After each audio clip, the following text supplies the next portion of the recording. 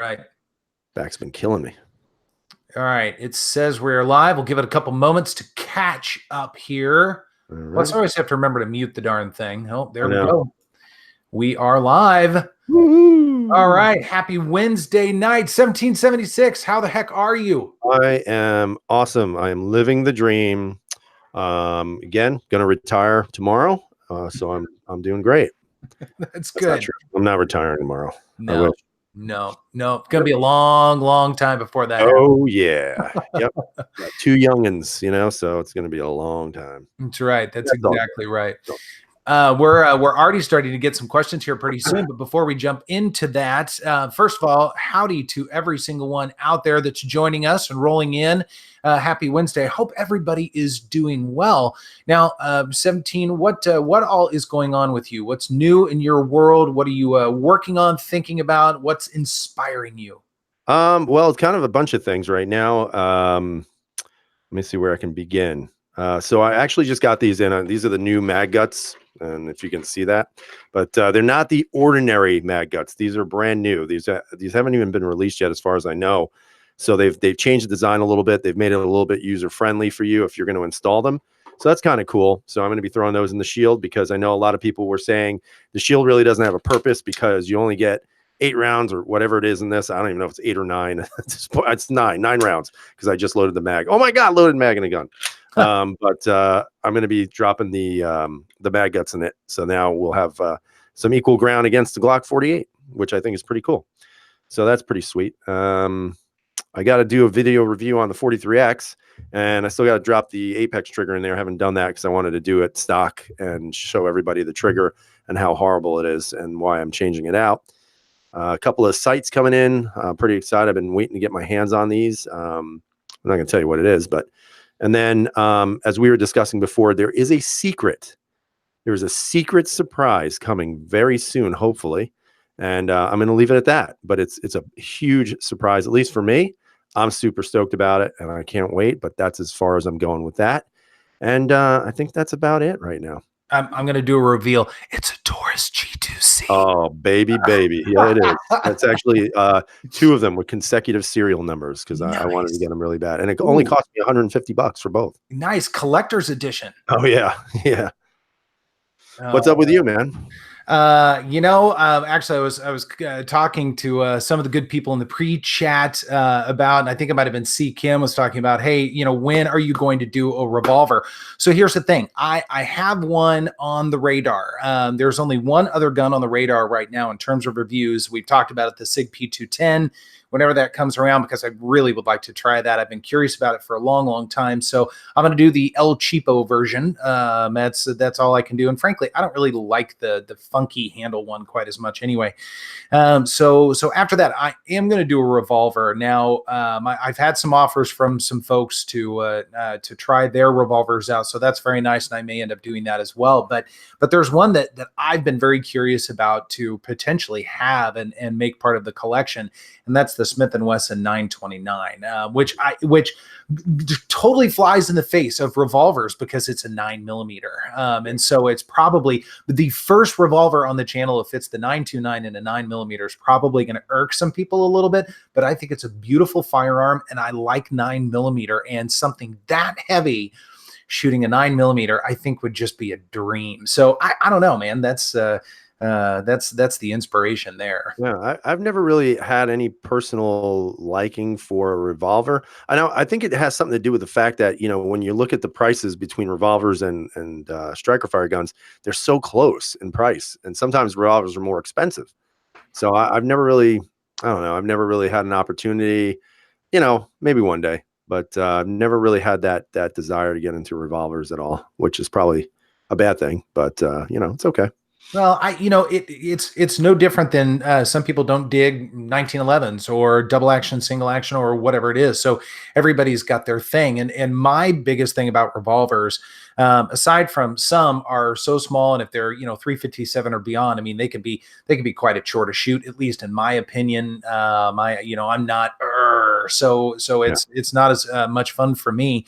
But then the manual of arms, the way you grip it. I mean, we spend so much time gripping firearms a certain way, and Sure. it's become entrenched and very natural to us. And then all of a sudden, having to do this essentially is very different, and it's very foreign. And I never feel like I have a very good secure hold on a revolver when I shot. I've shot revolvers before. I've owned a couple, and I just have never felt at home with them. Yeah. I'd be interested in maybe trying it at some point because I've always liked like old school revolvers, almost like a single action kind of revolver. I love lever action guns, that kind of stuff. I like old types of guns like that, and modern revolvers are nice. I've looked at a few, the real super light ones, and the big giant beasts of one, and I think for me, like I said, the biggest thing is always the cost benefit. Is it really worth paying that kind of money for a revolver? For me, it doesn't make as much of a difference because I got 10 rounds, but you, on the other hand, who can carry an actual free magazine, I don't know if it would be worth carrying, 6 rounds or whatever they may be in the particular model you're looking at versus having a 15-round magazine also. Well, that's very true. And for me, for something like that, especially if I were to do something and find that I really enjoyed it, that would be more a collection thing. That's not that to me isn't a carry firearm like the Smith and Wesson or some of the things that I typically carry. Those I view more as tools rather than something that's more a collection and fun and a plinker and that sort of thing. I mean, I've got a clear separation with the types of firearms that I have. It's the same thing with the TSO. I wouldn't ever consider carrying or home defense or anything other than range fun and just it's a beautiful firearm. Mhm. Mhm. Yeah, I mean, there's certain gun. Eventually, whenever I get that M9, that probably will not be a carry gun. It'll probably be more of just a shooting gun at the range. I'm sure I'm going to carry it because I can't help myself. But for now, I'm not looking at it from that perspective. And again, I'm still waiting for that gun, so hopefully that'll be in soon as well. But so I wanted to ask you a question, and this has been kind of going through my head a little bit for the past couple of days because obviously we had that shooting in I think it was in Virginia, correct, if I'm not mistaken, where I the think guy so, yeah. yeah. And, of course, everybody's beating the drums about guns, guns, guns. And then I started thinking to myself, and I want to get your take on this. So I don't know where specifically, like your jurisdiction and where you live and that kind of stuff. I know you have a home, blah, blah, blah, blah, blah. We've talked about your neighborhood and all of your dogs that you don't own. Right. But, like, for example, in my neck of the woods here in New York, and this may sound crazy, at midnight, the police department shuts down. So we have no police agency in my jurisdiction after midnight. And so we have to rely on the state police or the local sheriff, which is pretty much useless because they don't really do any real, I guess you could say, hardcore law enforcement necessarily when it comes to break-ins and that kind of stuff. But then we have to rely on the state police. And the problem with the state police is they could be on a call 45 minutes away when they get called by 911 saying you need to respond to where I live. So my question for everybody would then be is why do we really carry guns? Like, why do we have guns? Because I think when we talk about, oh, we need to keep our rights and everything else, I think what happens sometimes is we lose the actual reasoning behind it. So like for me, I'll give you a great example. A couple of weeks ago, my neighbor here had this massive party, and his dad, it's a kid. He was a kid, high school senior actually, and he threw this party. 350 kids showed up. Oh my Right? God. And we're not talking, a black and white dinner when they're all dressed up in tuxedos and white gowns and all that other nonsense. We're talking about people who probably would not want to, necessarily you'd want in your neighborhood at that particular moment of time. Smoking marijuana. It was like a big cloud. I was sitting outside, so I don't know. Maybe I forgot half the stuff that happened, but there was a huge cloud. You could hear them drinking. They were all like, chanting songs, and it was crazy. It was insane. I was actually out on my front porch. I had my gun with me. My neighbor was out. He had his gun with him. So we actually called the cops. It took them 43 minutes to get here. 43 minutes because there was no local law enforcement. So we had to get a sheriff's deputy and I think it was 2 state police. And it took them 45 minutes. And so when you think about that, like sometimes I think the whole message that people aren't understanding because we're not saying it enough is that the gun isn't, yeah, it's for fun and all that other stuff. But let's have this honest thing and say, you know what, for me, I have to have it. I don't have a choice. I can't rely on law enforcement to come and save me or my family or protect my property when my waiting time is literally 45 minutes after midnight. And there's the old saying that nothing good ever happens after midnight. Right. And, for me, it's essential. It's an essential component of the way I live and where I live to own that firearm. So I don't know, like, what is your take on something like that? Well, we often say that the police aren't really there to prevent the crimes, even though I know that's part of their mantra. They really aren't, right? They're there to pick up after the fact and investigate and do all those types of things, try and find the bad guys, so to speak. So it really becomes up to us to be responsible for our own security, our own protection within reason. And so, it's a case in point. If you have to wait 45 minutes for someone to come and be available to help you out in a dire situation, Right. that some of that onus is going to, I think as a responsible person, that onus is going to fall on you. You've got a family, and you've got yourself, you've got a property to protect and that sort of thing. And so, it's up to you. It's up to you at that point. And then, if something terrible happens, which hopefully it never would, then you've got to take care of business. And then the police get there after the fact. And once again, they start going through the crime scene and all of that stuff. Right. And that's it. But you're responsible for yourself, which is too bad. And I'm going to interrupt myself for just a second because Sure. Alaskan was very nice, did a little super chat here. And he asked a question: would you rather have a 44 Magnum or even a 454 6-shot 6-inch, or the G40 10 millimeter I lent you for bear protection when you come up here to fish? I would have to say 44 Magnum. I've never shot one before, and I think that would be a lot of fun. Why not go with something like that? Yeah. I don't know. I'd go with anything 10 millimeter, to be honest with you. Those 10 millimeters are awesome. That is just a ton of fun. That Glock 40 is a monster. Well, yeah, just think about it. When you pull that gun out of your bag and it's got this massive slide on it and it shoots a huge, round at you. That's the kind of gun I'd want, just for kind of laughs. Somebody comes up, yo, man, give me your wallet. And you pull out this cannon of a sidearm. I think that'd be kind of cool. Yeah, without question, without question. Thanks again, Alaska. Appreciate it, man. But yeah. So my belief is, we are our first line of defense. We are the first line because we are here at the scene. No one else is, right? Other people get to the scene after the fact, usually after everything is all done. And so you can't sit there and wait. You can't say, hey, everybody, hold on, wait a second, freeze where you are. It's going to be about 45 minutes, and then you can carry on when the police get here. It doesn't, that's not life. That's not real. Right. And then Rolling Thunder is saying it took 30 minutes to respond to a domestic violence call. Yeah. That's crazy. Yeah, that's crazy. We've got police around here, obviously 24 hours a day. I've got a police station a block away from me, perhaps. I can walk to it in very little time, and I love that. I love the idea of having some folks who can help out if need be, and then a hospital right down the road and all that kind of good stuff as well.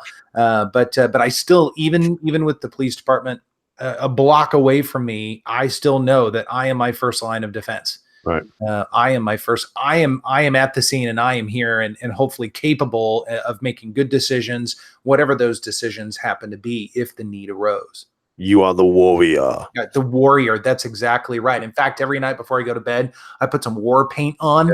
Yeah. I get my bandana on. Yeah, things on your arms, That's right. That's right. I am ready to go in a pocket and a tactical pocket protector. So I am ready. That's funny. So I did pose the challenge to you, sir. Your Glock 48 versus a Shield 4-inch.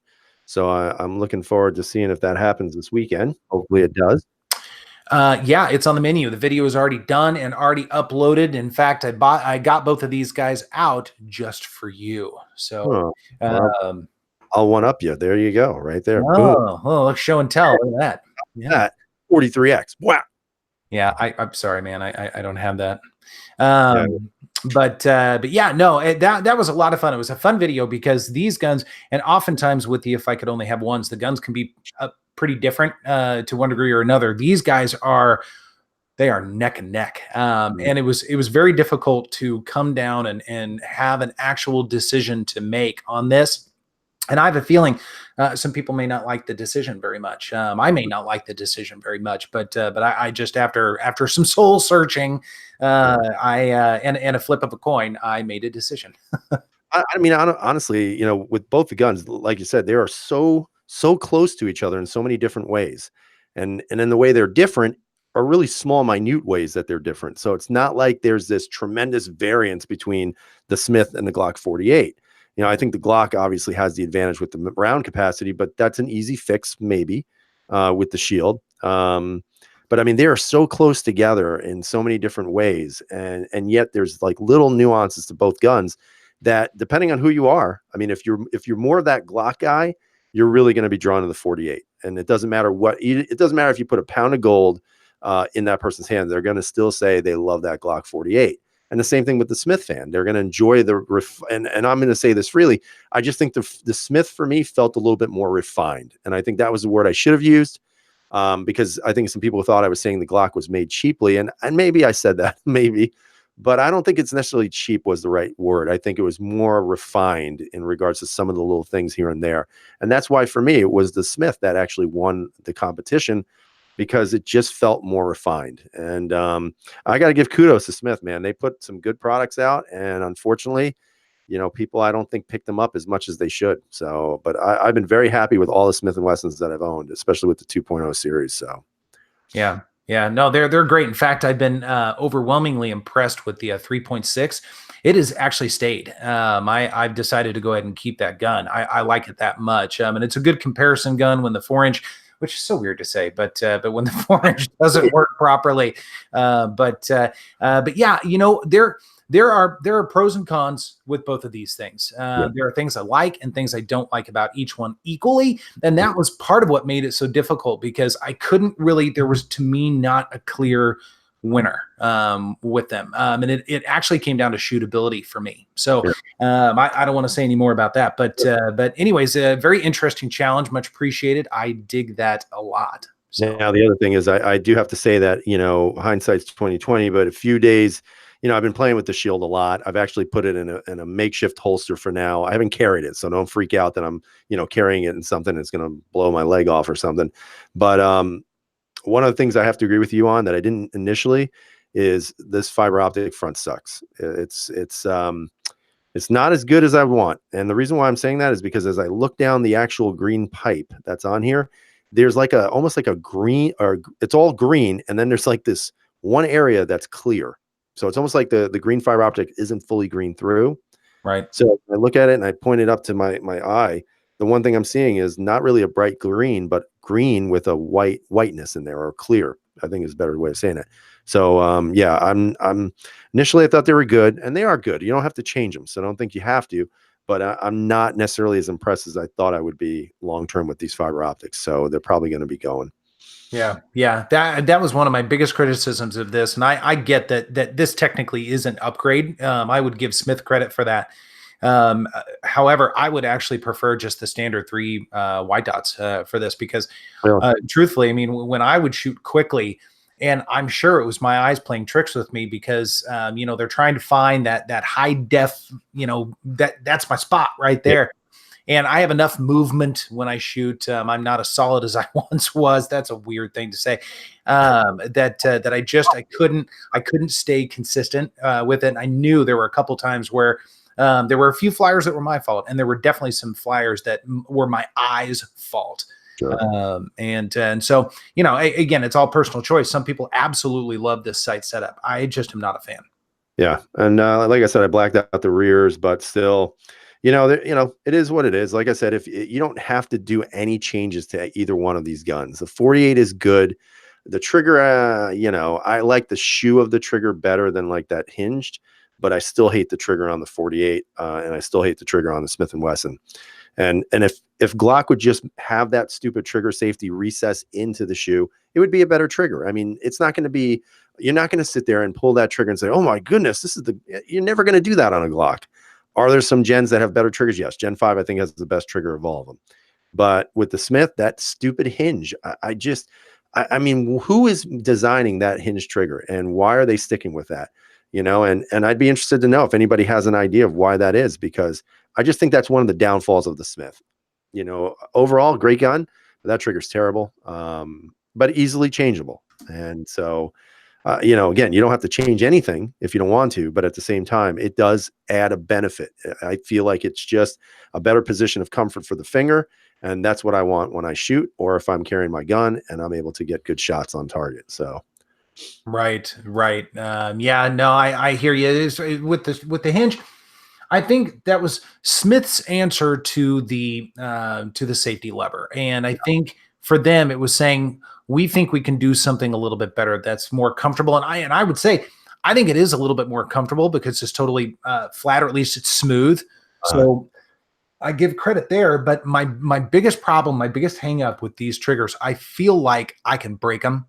yeah, They don't give me the confidence like with this trigger, and it's not perfect. It's not at all perfect. In fact, the trigger break on the 48 is nasty. But I don't feel like I'm going to break it. I feel like I could use and right. abuse this thing, and it's not going to come apart at all. And so I think that's part of people's struggle, and that's probably why Apex and other companies like that do really well. Right, right. And I think it's because it's all one piece trigger, whereas the hinge you have two moving, well, yeah, basically two moving parts, the top of the shoe and the bottom of the shoe. So I think it gives you that air that this trigger feels like it's going to snap in two. But again, neither one is horrible. You can definitely live with both. Yep. No, I agree. I'm trying to capture a couple of questions. We've had a few Yeah. come by here. So I'm going to rewind a little bit because Killer Coiler asked a question a little while ago. So what do you think about Stoger as a firearms manufacturer? Anybody have any experience with them? Have you checked out any Stogers at all? I actually have. I've actually wanted a Stoger Cougar and a 45, which is Mm. basically the Beretta Cougar, and it's got the rotating barrel. It was kind of like the original, I guess you could say the original version of the PX4 before the PX4 came out.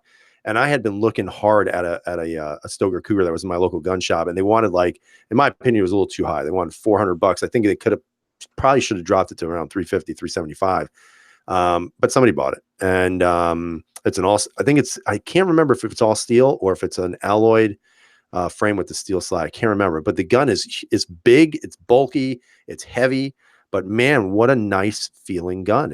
Ergonomically, it was nice. The rotating barrel is pretty sweet. I can only imagine what it'd be like in a 45. But I didn't buy it, and I probably should have. And if I ever find one on the cheap, I'm absolutely going to get it because I think it's a cool gun. I do. So I would have no problem buying Stoger. Of course, you're going to have the people saying, "Oh, well, it's built in Turkey." Okay. I don't think that should necessarily change you in buying the gun because I think it's pretty good. Yeah, yeah. I've been seeing the Stoger, and it's the comparable one. I can't remember the model number. Comparable to like a Glock 19, or at least I think it kind of falls between a 19 and a 17, perhaps. I've seen them everywhere all of a sudden. They're inexpensive. I did handle one finally, and it felt pretty good. The trigger was pretty good. Yeah. It didn't blow my mind by any stretch, but it was kind of the same thing with the APX. I pick up an APX and try the trigger, dry fire it a few times. It feels good.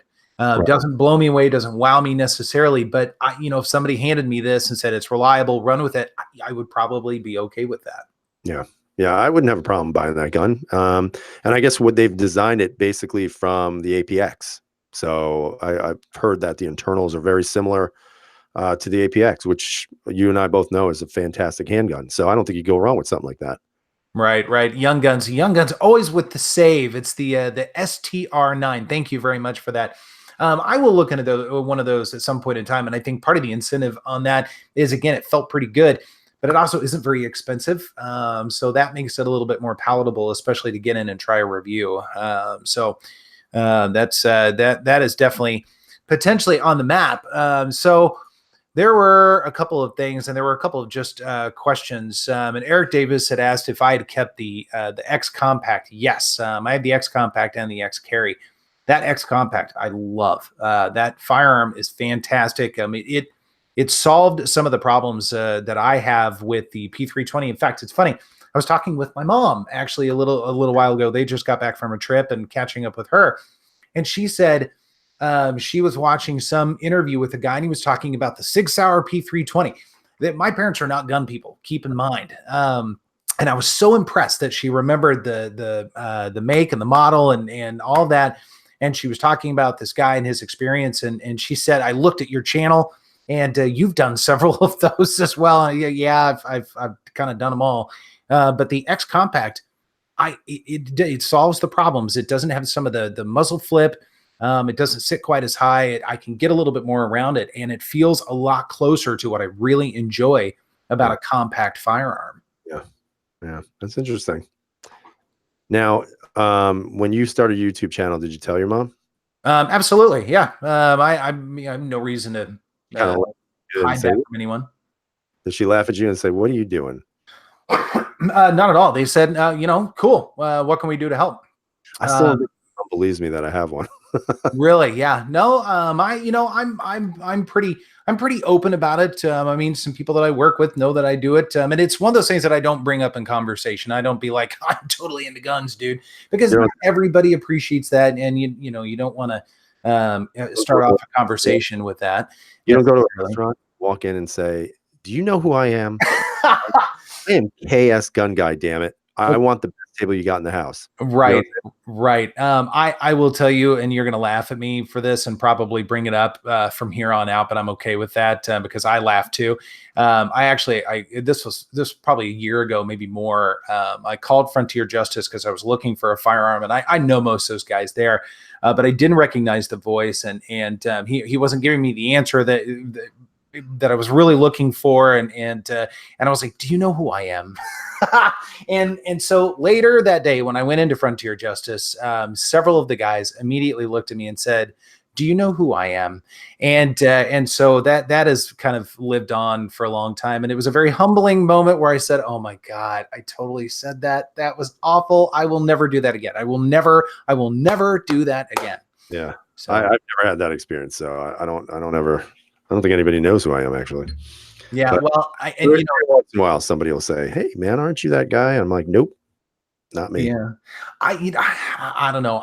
Usually the only time I get that is if I'm at Centerfire or Frontier Justice, and in that situation, I'm totally fine with it because it's kind of in that environment, so it's really not that big of a deal.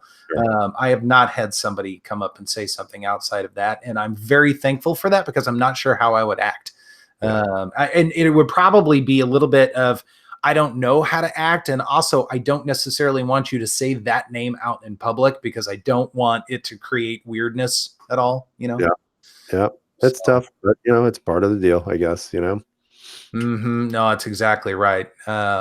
So my buddy Drew was saying, show us the Archon. He might have had a little bit of intel earlier today.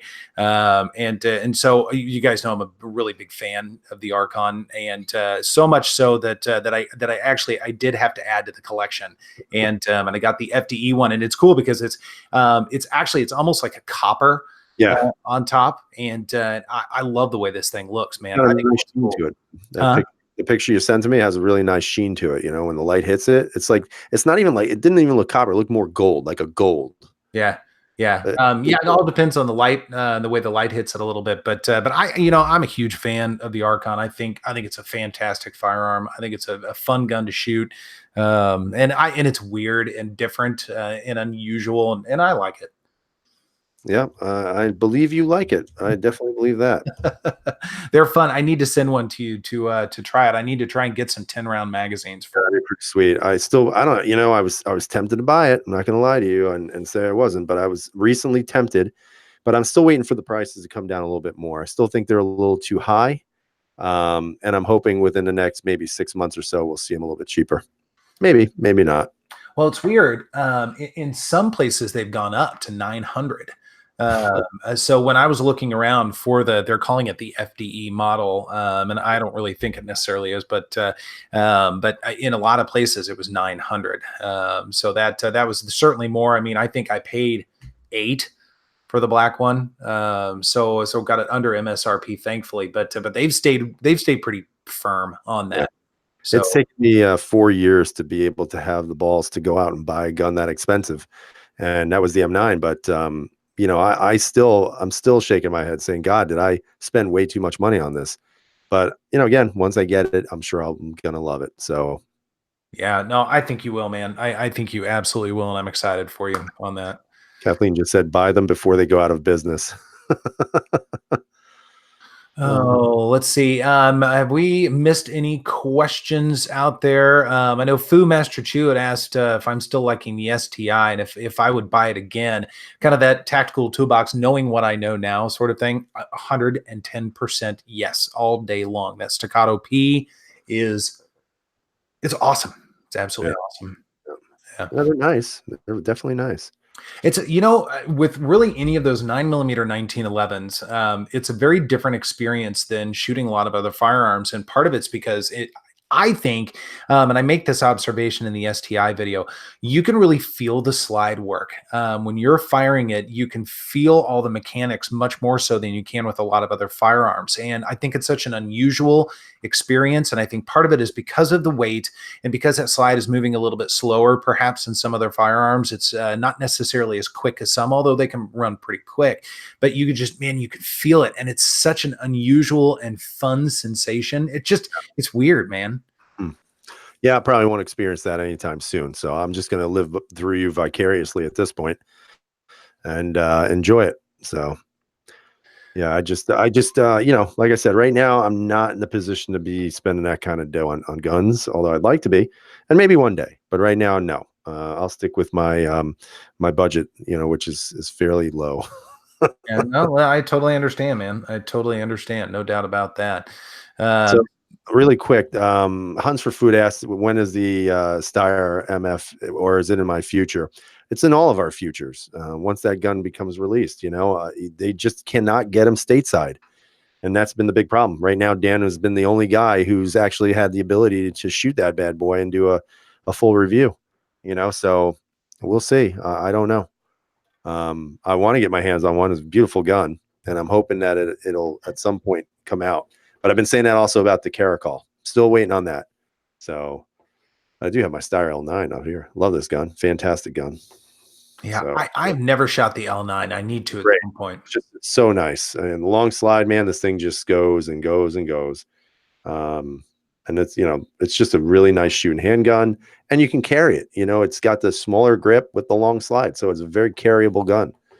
I would recommend it if you guys like guns like that. Nice. Now the whatever, I guess, is it the A2? Is that what they're calling it, right? Yeah, the A2 MF. So I mean, it looks like it's going to be a killer gun. I mean, it's all modular. So I mean, you're going to have the ability, if, like, let's say you get the L model, because I believe they're going to be coming out with the L, the M, and I think the C, but I'm not sure. Okay. And if you get one, you can always buy the frame kit and drop the slide, or buy a new slide, or however the hell they're going to do it. I don't really know yet, but I think that's pretty cool. And remember, the Steyr is really the originator of that whole modular system. It wasn't SIG, and I think Steyr really lost out because they never really invested enough into it. And now that Steyr USA is kind of acting as the emissary for Steyr Europe, I think it's going to introduce some really cool stuff here. At least that's what I'm hoping for. But we'll see. It's a waiting game at this point. Right, right. Well, yeah, I'm excited. Hopefully they'll be out and within reach of people. I mean, that is a struggle with some of these different firearms, whether it's Archon or Steyr. They're unobtainium. They're hard to find. They're hard to get, and that becomes a frustration for people. Unfortunately, Yep. I'd like to try the L model in the new style. I'm looking forward to the grip texture. I think it looks really cool. Now they did some enhancements to the trigger too, correct? Supposedly what I'm hearing is the trigger's basically the same. So, if you're one of those people who has to have that hard reset, you're not going to have it. Again, I'm speaking out of my butt because I have no idea, because I haven't touched it.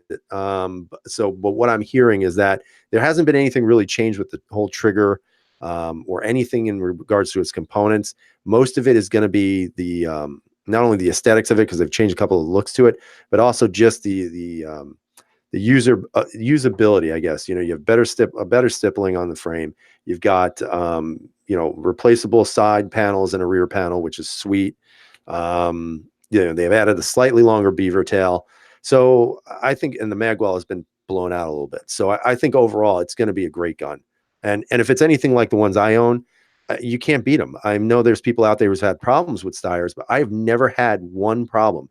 Never, not one. And we're talking probably going on all the boat that I own now, probably close to maybe 7,000, 8,000 rounds between the both. Most of it in the M9, but at the same time, no failures at all. They've just been amazing, and they're built like tanks. They really are. Yeah, yeah. Well, they're good guns. I mean, I still have the M9, and it's a great gun. It's a great shooter, no Yep. doubt about it. Yep. So, Fantastic. uh, yeah, it'll be fun for sure. Now, CKim is asking, anyone see a real alien pistol yet? Negative. You'll never see it here in New York. So I won't even say that I will see it at some point. It's never going to be here. Never. Mhm. Well, didn't they say, isn't it only like 500, I think? Yeah. I think there's only 500 of them being built, and they're going to cost a lot. So, I mean, again, and again, like, I understand that you'd want a gun like that because it's such a cool looking, innovative firearm with all the ability to change this and that and everything else. But you'd have to think about longevity of the firearm. I mean, is there going to be enough support for the gun once it's done being sold? And I think that's where you'd have to ask that question, because if not, you might as well put it in a glass case in your house and hang it on the wall or something, because it's going to be like buying a brand new Bugatti, and you don't want to drive it because you're afraid something's going to hit it. I just would be really worried that ultimately you're not going to see the support for the gun. And I think a good case in that would be Hudson, Right. because you don't know what's going to happen. You don't know if that company can sustain itself. And I think that would be the problem with it. Yeah, no, I definitely understand that, and I think the cost will drive some people away. And I think the other thing that, and we've seen a lot of manufacturers, including Archon, do this as well, or where you get, you get some awareness from the public over here, a year ago or whatever it was, 6 months ago, something like that. And when is it going to happen? And there comes a time where you're building up anticipation, but Right. after a while, you lose that anticipation. People kind of forget about it, and they get tired of hearing about it because there isn't one out there, Right. and that can become a little bit of an issue. Yeah. It's like the whole unicorn theory, the unicorn, Loch Ness monster, Sasquatch, Bigfoot, the Yeti. I mean, oh yeah, they're out there, but you've never seen one. They exist supposedly, but they're not there. And it's the same thing with the guns. And it's a frustrating thing, especially when you really want to try to get your hands on one and you just can't find them. And every time you kind of try to figure out what's going on, oh, they're going to be out, in a month, and then that month passes and it's 3 months later. Which I'm sure most people are aware that's what happened with the Archon. They had a lot of issues with that gun coming out, which is what kind of drove me away from it. Because I had one, I paid for one, I actually paid for it in full, and I actually paid, I think it was like $750 for it, because it was like that introductory price. And then I got just so aggravated waiting and waiting and waiting, and I wound up withdrawing, which I probably shouldn't have, but whatever, it's fine. I'm not going to worry about that stuff. But I think it's the same thing that happened with that as well. Right. Well, and there also comes a time where if you get bitter enough, even if you had held in and you had stayed in and you had gotten it there could have been a little bit of a psychological bitterness of waiting and being frustrated and all Right. that sort of thing. All of a sudden you've got it and it's like, I don't really care anymore, or I Yeah. don't like it that much because you've built in that negativity. And I remember listening to Honest Outlaw when he was talking about it, and he was saying that he was a little disappointed. It was a heavy gun. I'm sure it shot really nice, but he had some issues with it, and a lot of those issues made sense when you think about it. Now I know you won't say it because you have two of them now, but I think that's a lot of times, and again, I think it's also why you're getting it. Like for me, and I've said this a million times before, I will carry everything I own at some point, and I think for me, a gun that large and heavy, I don't know if it really makes sense. But again, it's not like it's a 50-pound gun and it's not 4 yards long. But at the same time, is it really practical? Probably not. Yeah, absolutely not. I would say that's completely true. And I know, as far as the issues, that first batch that came over, they had spring issues with them. And from what I understood, and who knows if this is true or not. I mean, there's no way to prove this or not, or whatever. But I guess there were some temperature fluctuations, some problems, and those springs were impacted by that. So when they came over, they had problems. Now, to Archon's credit, they fixed them immediately. And they turned around all those firearms very quickly and got them back into people's hands. So that's good. I mean, their customer service seems to be reasonably decent, so I have to give them some props there. But they definitely did have some issues. Yeah. Yeah. And they're not the only ones. I'm sure there'll be more, and it is, like I said, it's whatever they can do. I mean, you're not going to have perfection when you're rolling out a new product. It's just not possible. Which I think is a lot of the caution too when you buy these new brands or this brand new innovation that's coming out. And that's why I say, even with the Alien pistol, that again, that would be my biggest hesitation, aside from the fact that I cannot afford that gun. I just think it would be weird to have this gun that you just are uncertain about the future of it. And it costs so damn much that if it doesn't go right, what are you going to do with it? How are you going to sell it? Nobody's going to buy it. Right. Yeah. And I mean, it looks like an interesting firearm, but I guess maybe I got a little bit burned with the Hudson, and it was kind of a lesson learned that even though it was very exciting and God, I wanted that gun, so I talked about that for how long before it came out? All the time. To a point where I'm sure it was annoying for everyone, and so something like the Alien. I am very hesitant of something like that. It's not on the radar for me, not only because of cost and also the points you made about support and all of that, but it just it. I, it's such a different mechanic in a firearm, such a different manual of arms and function that I would be worried that it may not run or it may not run very well. I mean, I understand it's just a radically different way of doing things, and it could be the future. You never know, but I have a little bit of a paranoia with that now. Yeah. Yeah. And also, with the Alien, it has so many moving parts. And that's when I would say, boy, man, a lot of moving parts, something breaks, does the gun break, or whatever. So, I mean, there's pros and cons, if I'm sure we're going to see people who get them, and I hope they enjoy them. That's the way it is. Right. Real quickly, Corey was saying that just picked up a Glock 19 MOS with 5 magazines for $300. Pumped 200 rounds through it today and mounted an RMR. Called it good. Call it a steal. That is a sweet deal. Yep. Now I wonder if Corey bought it from a dealer or did he buy it from a private sale? Ooh, yeah, that's a good question. I don't Whoever know. that guy is, can you please give me his information? I want to see if he has any more guns. that $300 for an MOS, especially with 5 magazines, that is a steal. And it wasn't mine, so. Right, exactly. Milsert Mike, good to see you, man.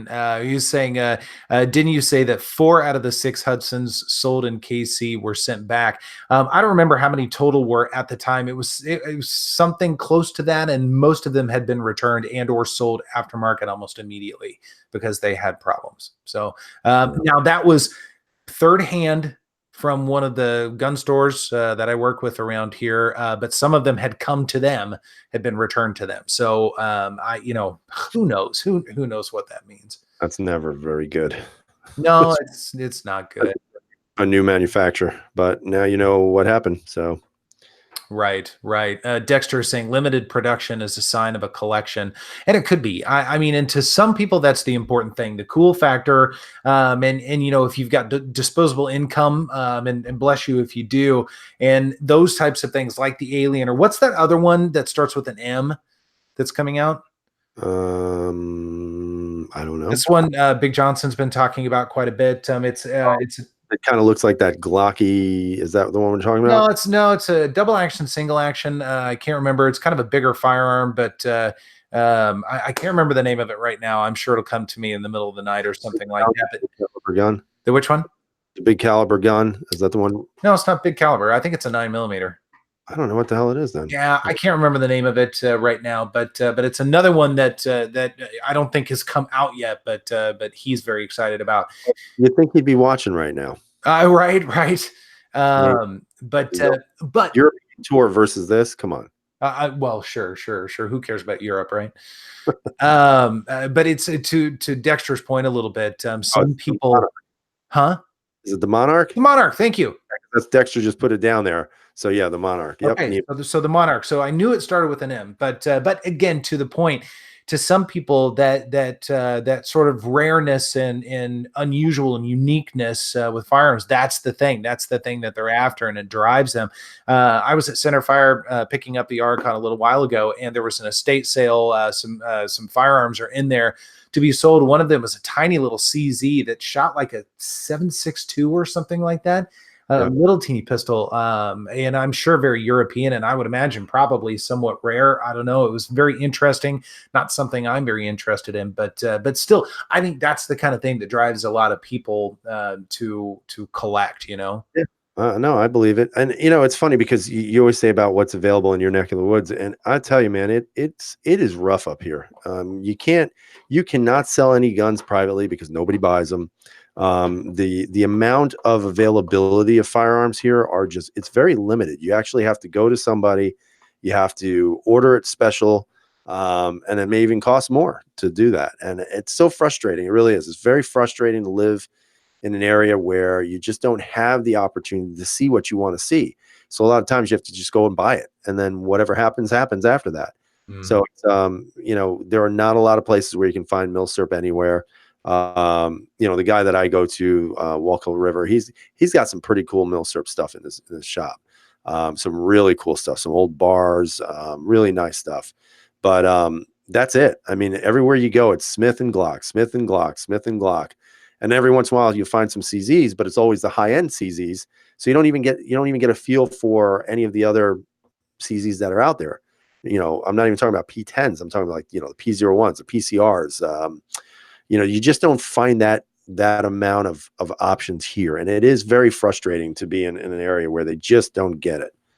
Yeah. So Yeah, no, I understand. And I think a lot of times comes down to the shop and the market around it. And real quickly, Hunts has asked this question several times. He was asking, who did you have make a CZP10F holster? And Hunts, I don't have a holster for that. I actually don't have the P10F anymore. It was a great firearm, but it was not one that I decided to keep long term. So it just didn't fit any sort of a role that I could justify, whether it be on the channel or personal collection, that sort of thing. So it is not here. However, if I was going to do a holster, it would probably be Harry's holsters. yeah. So. And I know Big Johnson has one, I believe, for his P10F from yeah, I'm pretty sure it's from Harry. Yeah. Oh yeah. Yeah, that's exactly right. Our market around here is a little bit odd. For the most part, most firearms that are sold are Glocks. Smith and Wesson's a little bit. 6 hours are actually pretty popular around here, but because CZ is here, at least for now, they might completely be moving away, which would be a shame. But we've got one shop that has a very close connection with them and has had for decades, and so. There are times where you walk in and they'll have the checkmates and the TSOs and the shadows and the micro. It's where I got the Scorpion micro because they had a pile of them. Nobody else can find them, and they had, I think, 7. Wow. Yeah, it's just a very strange thing. But the one that I'm actually looking for right now is another PO1, a standard PO1, because I really would like to tune that thing. Yeah. I think that's a long-term goal. That's a goal over the next year and a half. But like with a lot of things with CZ, it's all waves. You know, you won't find a PO1 for 8 months, and then all of a sudden they'll be all over the place for a month, and then they'll disappear again. It's funny you say that. That's why I picked up another PCR, because the PCR is very rare to find. You can't find them often. And I walked in the shop and it was sitting there, and I said, all right, I'll put some money down on it, because, you know, I've had a PCR before and I wound up selling like an idiot. And, you know, my goal now is to kind of just finish off my CZs by getting the PCR, which I now have, and then the OD Green PO1, and then I'm calling it a day on CZ for a while. I've really gotten away from the polymer CZs, and I really enjoy the PO1 so much that why not have 3 of them and 1 PCR, and I'm good with that. So I think that's where I'll stop with CZs for a while, you know. And like when you think about how many guns you want to buy and stuff, you know, is there anything in particular for yourself that you're probably saying, you know what, I've had enough of those. I think I'm kind of going to stop for now and kind of just move on, you know, because that's sort of how I feel about the P10 right now. And that's why it's gone, you know, and I'm going to go back to what I started with shooting, which is the PO1, and then just kind of add the ones that I want, the specific ones that I want to get. Right, right. Yeah, I mean, and we've talked about this a little bit. I'm feeling a lot the same way you are about polymer firearms in general. There is a bit of a burnout on that. So I've had fun getting into the heavier, the steel firearms like the Beretta 92s and things like that. And still leaving room for some polymer because I still enjoy it and also like to review them. I mean, people are very interested in polymer firearms. Let's face it. I think the Stoger would be. I think people would be interested in seeing that because it's attainable. It's relatively easy to find, at least from what I can tell. But I, yeah. After a while, you do get kind of burned out a little bit. Glocks I'm still interested in because I like the builds. The builds are really fun. I'm working with a couple more manufacturers now. I think there's a slide on the way. I might get here tomorrow from a different manufacturer. And I dig that stuff just because it's fun. It's different. It's a little bit inspiring from a creative perspective. Sure. If Glock came out with the Gen 6 Glock 19 tomorrow, I would be far less excited than I was about the Gen 5. It's not, I would feel an obligation to do it as a reviewer, but not the excitement to do it, Sure. Unless they did something different, unless there was something that was so different from what they've normally done. I don't mean that, you know, Glock is weird. Like there are some Glocks I absolutely love. We were talking about earlier. I love this 19X. I think this is, for me, hands down, this has been my favorite Glock that I've ever owned. It is the only double stack Glock that I currently own right now. And my 19 is gone. And I had to choose, I had to pay for that Beretta. So something had to go.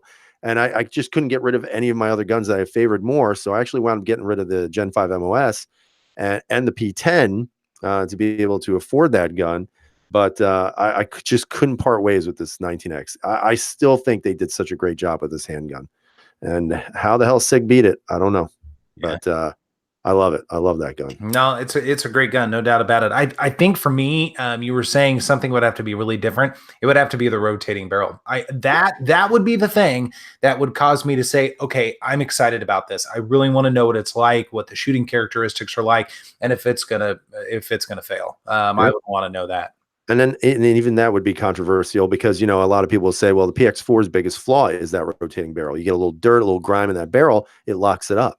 So I don't even know if if there would be an advantage for them to do that because their history has always been reliability for the most part. And I don't know if that would take a little knock to it, but Yeah, I don't know. That's a good question. I mean, they've got that Glock 46 over in Europe, so I don't know. You hear nothing about it. So what it's doing, if it's out in the world and people are using them, I mean, I have no idea. Yeah.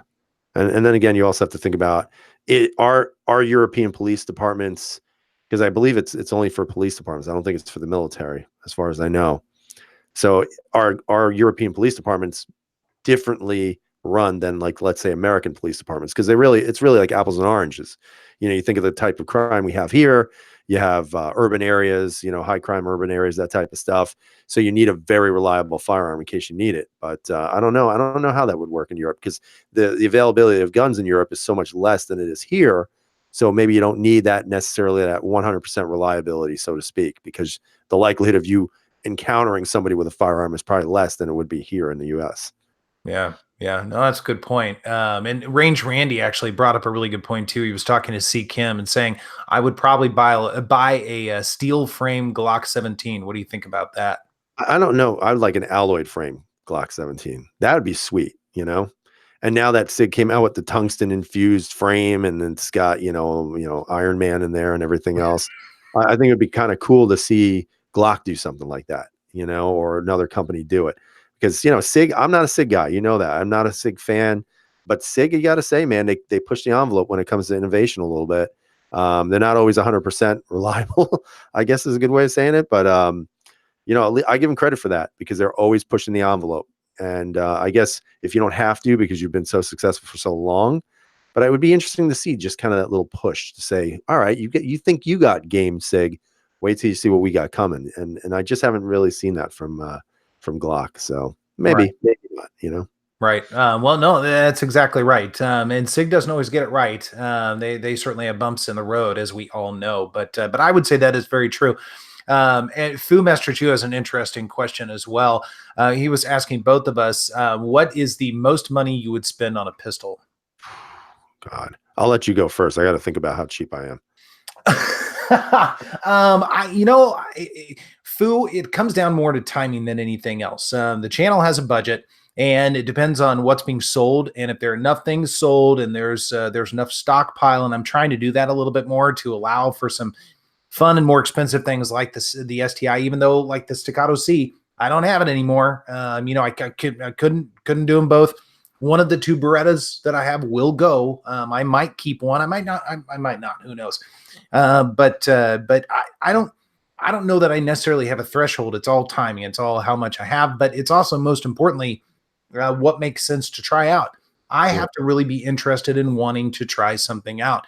If it's expensive for the sake of being expensive, I'm not going to do it. But if it's expensive and it's really something I want to try, it's important to me, I'll try and do it. Sure. And I think even for me, there's such a difference between, you and I, so, and probably for most people, like we're all different channels, none of us have, whether it's the same budget or the same priorities in regards to what needs to be done first before we go out and get a gun. And it's not a knock against anybody. It's just the reality of things. Some people go out and do the gun. I can't do that. I just can't. Now, if I had a maximum to spend, man, I'd love to say $1,000, but I'll tell you, my wife would take the biggest shit ever, if I ever bought a gun that was $1,000. And I wouldn't have to tell her necessarily, but in order for me to kind of, I guess you could say, get a gun like that, there would be some selling going on and also some smoke and mirrors on my part, keeping it a secret. So, I one gun that I'm really interested in also, I probably, if I can somehow, I'd like to get a Nemo. I really do like that gun. I like the Monarch quite a bit. However, it's all about, can I get it and how much is it going to be? Because do you even know what the price is on that gun? I thought they were like 1,500. Oh shit. I'm never going to get that. Maybe not. I'd have to sell everything, probably a kidney as well. But that would be one gun that I would probably push the envelope for, because that's a gun I'm very interested in. But it would have to be, like you said, the right time, and and that's all I can say. And if I have enough to sell. Yeah. And that's the key. I mean, we've talked about this many times. To do what we do, I mean, you occasionally have to make sacrifices. You occasionally have to sell. I mean, I've said it occasionally on this chat that I've become a little bit numb to it. So it's like, when I have to sell something, whatever, it is what it is. I've kind of gotten used to that, and you move on and you bring on something new, and that's just part of the deal. And as long as you're doing everything, within the scope of the law and all that kind of stuff, it's all fine and good. But yeah, again, not really necessarily a threshold. It's all about timing, but it's all about the desire. I mean, I have to really be interested in it. Now, if it's $300 or something, I mean, like the APX carry, that might not be the best example. I mean, well, what's a good example? I'm trying to think of one. Actually, the Mossberg, I felt like that was more an obligation than anything else, but it was inexpensive. I mean, it was less than $400, and that's not as big of a deal. And that's a little bit more palatable to do. I still have yet to do that review, however. So. Yeah, I actually looked at one. I put some money down on it, and then I eventually took the money off of it. I liked it. It was nice and all, but I don't know. Why? That's what always gets in my brain when I'm looking at these things. Like, why would I want to do that? Why do I need that? And I have a problem. Like, I like a lot of the guns that I buy, so I have a tough time parting with certain things, and that's why even like right now, to afford the Nemo, some really awesome things will have to go, and I would hate to do it, but I do like the gun. I like it a lot. Yeah. Yeah. And ultimately, if the M9 is a great gun, great. It may not be my favorite gun ever, and it may have to be moved. I don't want to move it because it is beautiful and it seems perfect. But there are certain things that are fair game, and then certain things that are completely off the list. Every PO1 that I own, the PCR, those guns are staying forever because that's what I like the best of all the guns that I own. Those are kind of my, what I would consider the perfect handgun. So those will never leave my side ever again, actually. Yeah. They're great for sure. Real quickly, Crimson Productions says that he has a B&T APC-9 SD on the way to Centerfire. Holler at me. I'd like to see that. That would be really cool. I've never seen a B&T in person, and that would be pretty freaking sweet. Centerfire gets some fun guns in through transfer. And I've gotten to see a couple like the STI Combat Master and some of those kind of things, and it's always fun to see what they've got coming through there. So, Yeah, um, Dex was quickly asking me if the 2.0 is in the same club of never leaving. I've bounced back and forth on that gun, but every time I said, all right, I'll let it go, I can't get rid of it because I love that gun too. yeah, they're just good guns. They're nail drivers. Mhm. They really are for sure. Yep. And I shoot them well, so why get rid of it? Yeah, no, that's exactly right. Well, my friend, the time has come and gone very quickly tonight. It Indeed. is 8 o'clock, 9 o'clock your time. Any parting words? Parting words is thanks, guys, for joining us tonight. I think right now I'll probably have a little bit more consistency being on because I just haven't. It's been crazy. I've been working a lot, especially in late nights. But I'm glad to be back. Glad we had the opportunity to talk. Hopefully soon it'll be 3 guys again, and we'll go from there. And just stay tuned. Like I said, man, I got this really cool thing coming, and hopefully I get more than 25 views. Well, no, people love the Taurus, and I think you're Yeah, going to get a lot of views. I know it's going to be great. It's going to be awesome. So that's very cool. Well, I echo those sentiments. You guys, thank you very much as always for hanging out with us on a Wednesday night. We really appreciate that. A lot of fun stuff coming up for both of us. So we're going to turn around and do all of this again next week. And yes, I think Big Johnson will be back at that point. So we'll have some different thoughts. So again, everybody, thank you very much. Stay safe and shoot straight. All right. See ya. See ya.